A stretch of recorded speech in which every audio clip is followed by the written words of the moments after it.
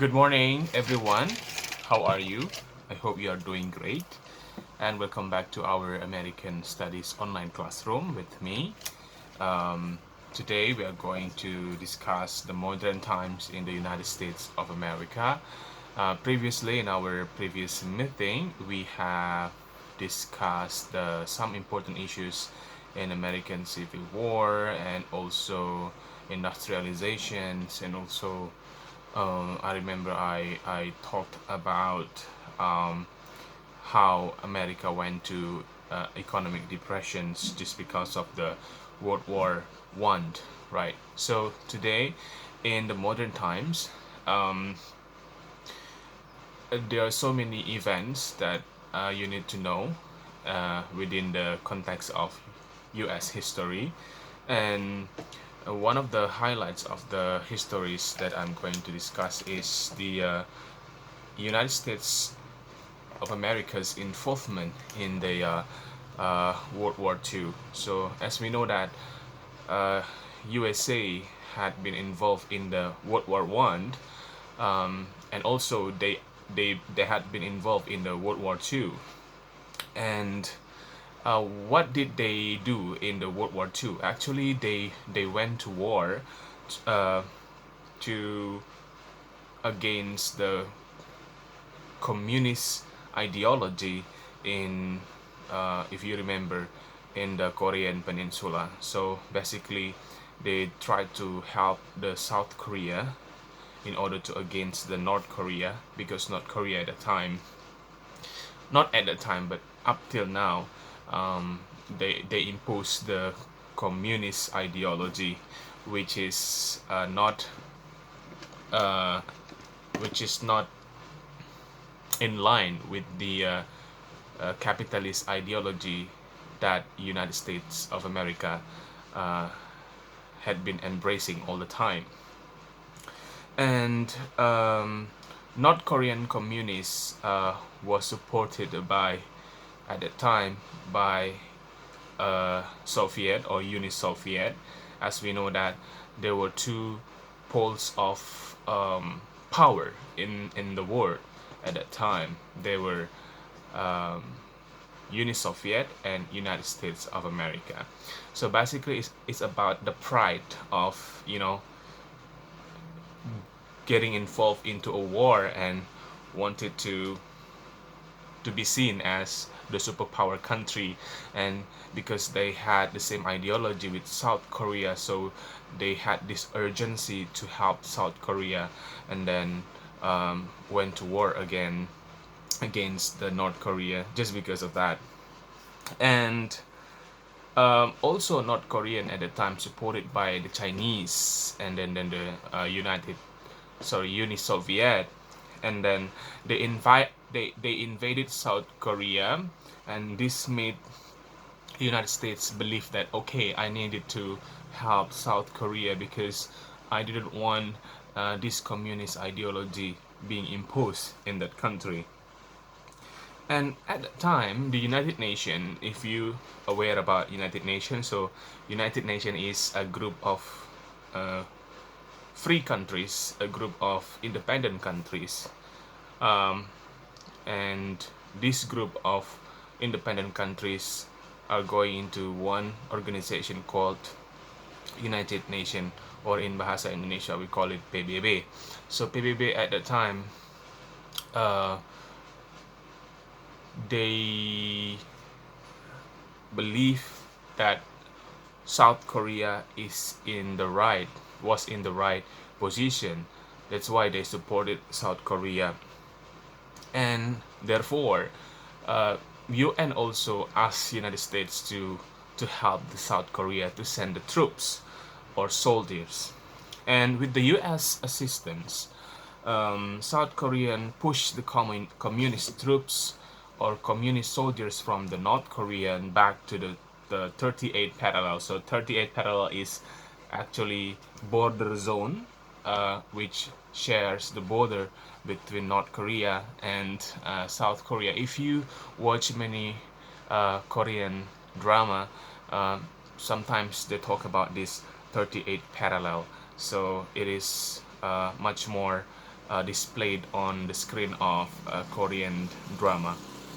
And then after that, after one problem solved, which is Korean Peninsula War, you should remember that United States of America, they sided to South Korea, and also they were involved in one of the most defining wars for American history, which is Vietnamese War. So you should remember about this, because this Vietnamese War, um, gave so much effects and impacts toward America. And then at that time, Vietnam was the colony of French, but um, actually they didn't want to be splitted into two, but they just actually they didn't want war, yeah, but they wanted freedom from foreign powers. In this case, they didn't want any countries, any foreign nations to be involved in their internal affairs. And it was between 1961 and 1975. So it is almost 14 years. Yes, it is almost 14 years. The US intervened in the conflict on the side of the South Vietnamese communities. So at that time, it is much more like the Korean Peninsula. The Vietnamese War caused this country split it into two. So the North Vietnam, and then the South Vietnam. So at that time, the North Vietnam was held by the Chinese, and the South Vietnam was held by U.S. The case is almost like the Korean Peninsula. The North believed in socialist or communist ideology, while the South believed in the capitalist and democracy ideology. So they wanted actually independence, and actually they didn't bring this difference of ideology into the main cause of the war, but because of there were bigger powers at the time getting involved in the war, so it seems like it is the differences of the ideology that caused the war. So there were many protests against the war, and therefore the United States finally they withdrew. So withdrew here means that actually they were defeated by the Vietnamese people, particularly the northern Vietnamese. So if you remember the movie which is titled Rambo, so Rambo actually depicts the story of American soldier went to war in the Vietnam. So it becomes a pop culture, and it became a very popular remembrance of how the war actually inflicted toward the United States itself. And if you never realized this, that Vietnam was the only one country that could defeat United States, because they had this kind of spirit of guerrilla fighting.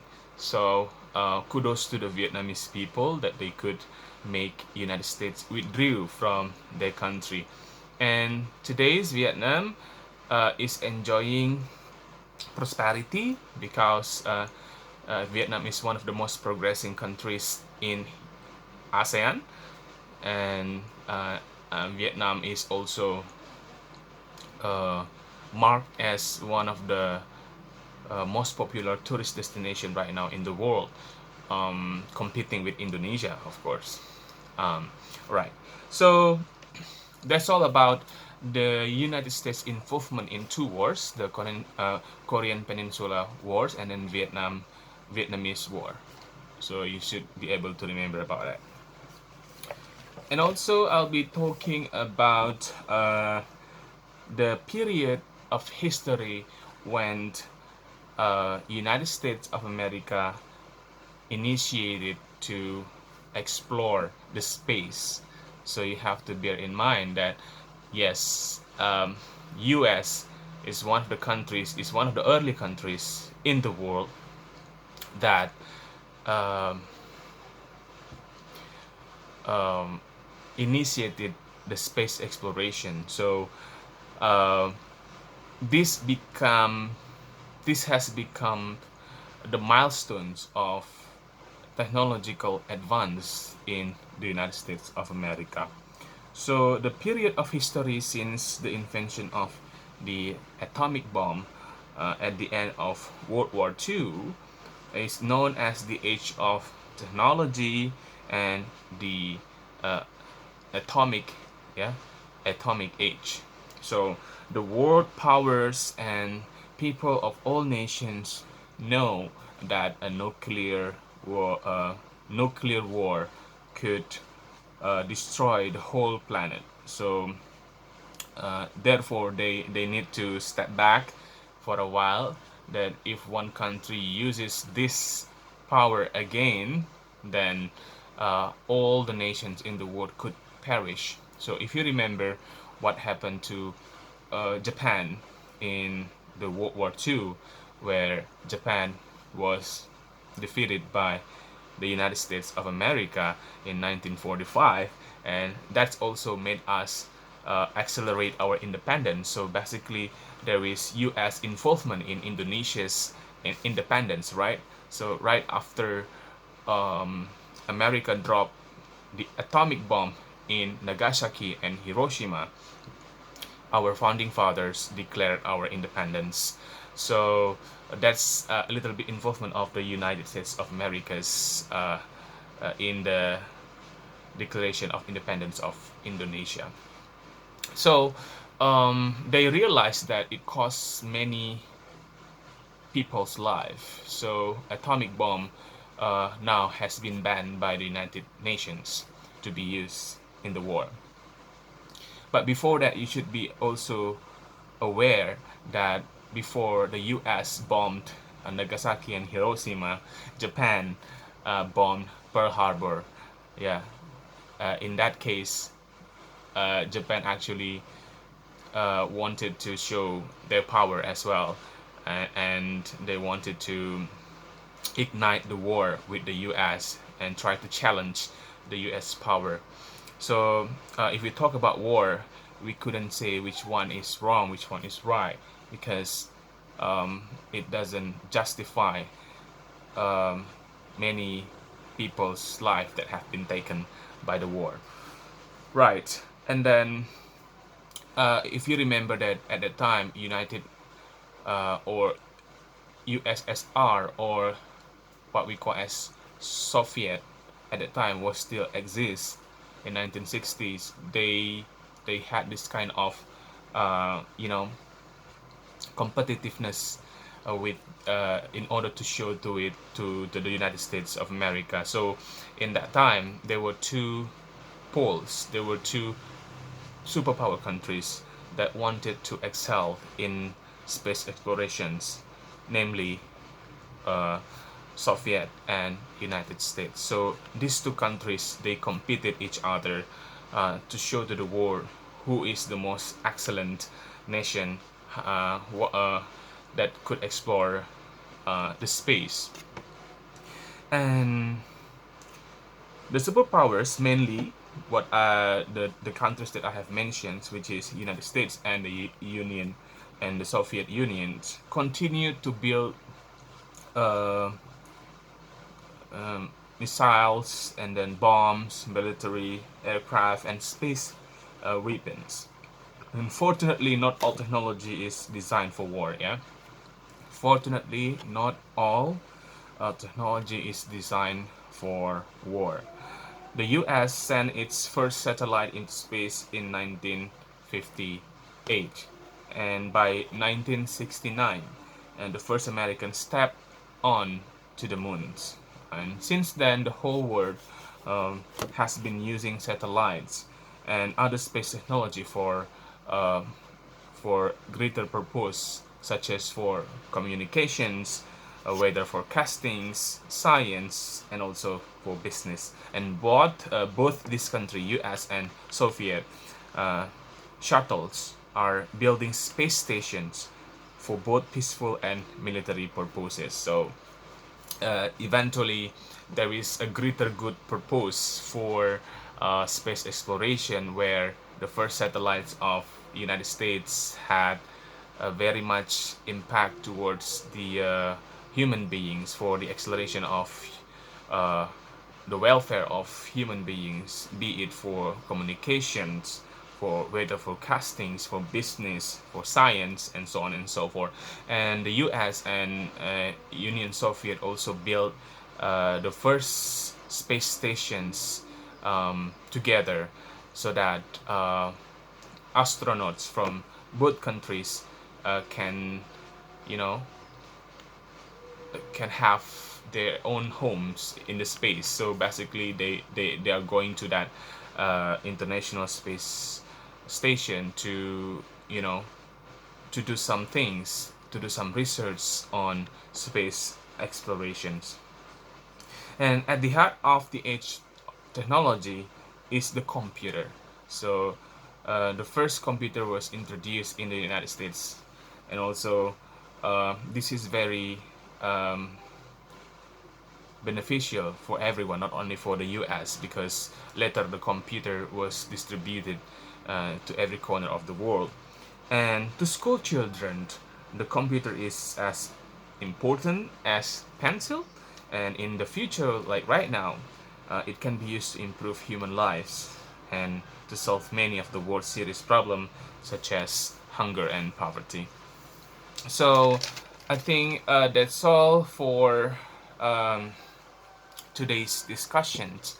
And next week we are going to talk about American dreams. Yeah, so it's also one of the most intriguing and interesting topic of U.S. discussions, where many people came to the United States of America with the hope to achieve their American dream, to improve their lives, to improve their quality of life, and to feel the essence of American dream, which is to be whoever you want in the future. And thank you for watching. I hope you got many insights from this online lecturing of American studies, and I hope you're doing fine, and we'll meet again next week. That's all, and have a great day. Have a great weekend. Bye bye, everyone.